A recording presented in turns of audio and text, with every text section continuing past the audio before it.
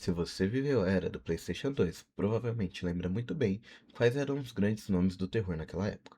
Títulos como Resident Evil, Silent Hill, Fatal Frame estavam em todo lugar, em locadoras, revistas, conversas entre amigos.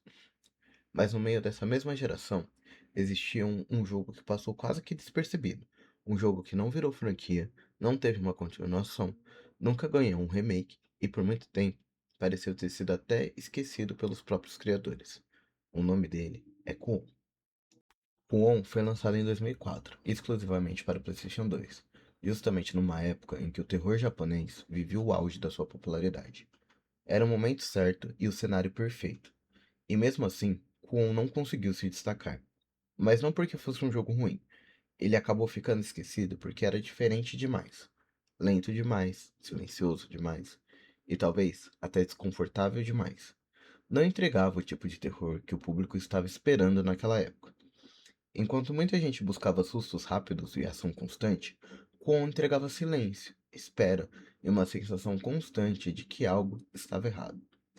E nem todo mundo estava pronto para isso. No início dos anos 2000, o terror japonês estava passando por uma transformação. No cinema, filmes como Ringo, de 1998, e Jun-Oh, de 2002, mostravam que o medo não precisava ser mostrado o tempo todo. O terror vinha da sugestão, do silêncio, da sensação de que algo estava errado. Nos videogames, isso influenciou jogos como Silent Hill, que apostava mais em atmosfera do que em ação, mas mesmo Silent Hill ainda tinha uma estrutura clara do que queria fazer. Kwon não. Kwon parecia não querer explicar nada. Uma das primeiras coisas que deixa isso claro é o cenário. Kwon se passa no Japão feudal, mais especificamente em um período inspirado na Era Heian, entre os séculos 700 e 1200. Essa escolha muda completamente a forma como o terror funciona. Não existe a tecnologia, nem existe ciência, não existe lógica moderna. Tudo é guiado por rituais antigos, crenças espirituais, maldições e entidades sobrenaturais. Aqui, o medo não vem do que você vê, vem do que você não entende. Kwon foi desenvolvido pela From Software, mas essa não é a From Software que hoje todo mundo conhece por títulos como Dark Souls, Bloodborne ou Elden Ring. Na época, o estúdio ainda era conhecido por projetos experimentais e até um pouco estranhos. Eles ainda estavam descobrindo o tipo de experiência que eles queriam criar. Narrativas fragmentadas, sensação de solidão, vulnerabilidade constante. Tudo isso que hoje é uma marca registrada da empresa já estava ali em Kwon muito tempo atrás, só que de uma forma crua. É quase como olhar um rascunho emocional do que a From Software se tornaria anos depois. A história de Kwon não é contada de forma direta. Na verdade, o jogo quase se recusa a explicar o que está acontecendo. A narrativa é dividida em capítulos, cada um acompanhando personagens diferentes, só que todos ligados pela mesma tragédia. O jogador precisa montar o quebra-cabeça sozinho. Documentos opcionais, cenas curtas, detalhes no ambiente, e mesmo assim, muitas perguntas nunca são respondidas. Isso não é um erro de roteiro, foi uma decisão consciente. Os desenvolvedores queriam que o jogador se sentisse perdido, assim como os próprios personagens. Pouca gente sabe, mas Kwon foi fortemente inspirado na literatura clássica japonesa de horror, principalmente em contos do período Heian. Essas histórias falam sobre espíritos vingativos, possessões, rituais que deram errado e culpa que atravessa gerações. São narrativas lentas, melancólicas e cheias de sofrimento psicológico. Kwon funciona exatamente assim. Não é um terror de susto, é um terror de desconforto. Isso fica ainda mais evidente no uso do som. Como praticamente não tem uma trilha sonora tradicional, grande parte do áudio do jogo é composto por ruídos ambientes, sons distorcidos, barulhos quase imperceptíveis. Isso cria a sensação de que o jogo nunca está realmente quieto. Mesmo quando não tem nada acontecendo, o silêncio incomoda.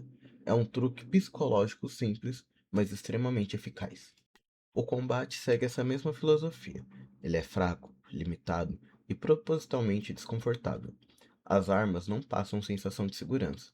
Os inimigos são estranhos e lutar raramente parece a melhor opção. Durante o desenvolvimento, Kwon quase foi um jogo sem combate nenhum. A ideia original era focar apenas em exploração e atmosfera. O combate foi incluído mais por pressão do mercado da época do que por uma escolha criativa, e talvez por isso ele sempre pareça deslocado. Até os elementos visuais carregam algum tipo de significado. As roupas dos personagens e as máscaras dos inimigos não estão ali por acaso. No Japão feudal, cores e vestimentas indicavam status social, pureza ou corrupção espiritual. Máscaras quebradas simbolizam almas corrompidas. Kwon usa esse simbolismo constante sem nunca explicar nada explicitamente para o jogador. Quando o Kwon foi lançado em 2004, ele praticamente não teve divulgação. As vendas foram muito baixas, as críticas foram mistas, e em pouco tempo o jogo desapareceu do mercado. Não virou franquia, não teve continuação. Por anos, a própria From Software quase não mencionava o jogo. Foi só depois do sucesso de Dark Souls em 2011 que alguns jogadores começaram a olhar para o passado do estúdio e redescobrir Kwon. E aí, ele ganhou o status de jogo cult. Não existe versão digital, não existe remake. A única forma oficial de jogar Kwon continua sendo no PlayStation 2. Isso transformou cada cópia física em um item de colecionador. Existem também fortes indícios de que o jogo não saiu exatamente como planejado. Áreas que parecem maiores do que deveriam, eventos pouco explicados, personagens que somem da narrativa, tudo indica conteúdo cortado. Ironicamente, essas lacunas acabaram reforçando a atmosfera estranha do jogo. Kwon é um jogo lento, difícil e profundamente estranho. Ele não guia o jogador, não explica demais e não tenta agradar todo mundo. Talvez por isso ele tenha sido esquecido, mas se parar para pensar, talvez também seja essa a razão de ainda ser lembrado. E se você chegou até aqui, provavelmente é porque esse tipo de jogo também te marcou, ou porque agora você teve a chance de conhecer um jogo muito bom, mas pouco conhecido. E a ideia por aqui é resgatar jogos antigos, contar suas histórias e mostrar que ainda vale a pena jogá-los.